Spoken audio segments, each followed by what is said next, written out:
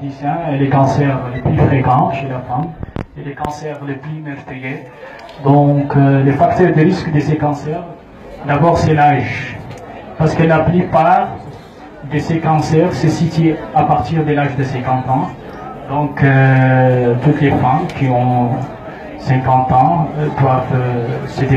doivent faire le dépistage. Le dépistage à cet âge-là, c'est systématique.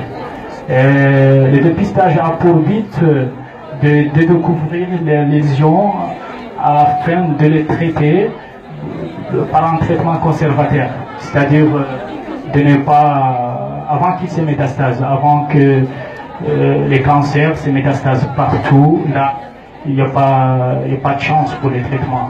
Le deuxième facteur de risque, c'est l'obésité.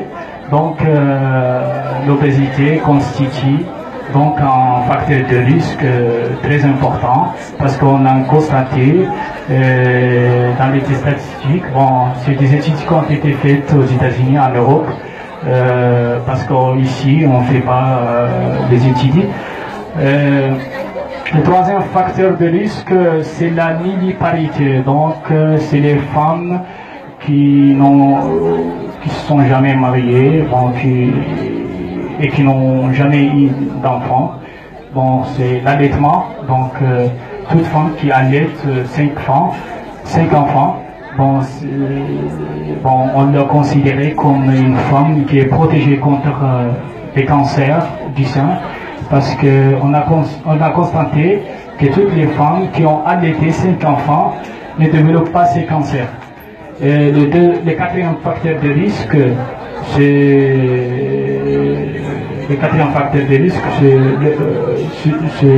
la prise de traitement hormonal, parce que ça va perturber les hormones et ça entraîne un cancer. Il y a d'autres facteurs de risque comme les infections, comme les facteurs comme les cancers, comme les tabacs aussi, les tabagismes, comme la prise de l'alcool aussi, ça constitue un facteur de risque. Donc le dépistage, c'est pour deux types de femmes. C'est pour les femmes au-delà de 50 ans et c'est pour les femmes présentant un facteur de risque. Il y a aussi le facteur génétique. Le facteur génétique,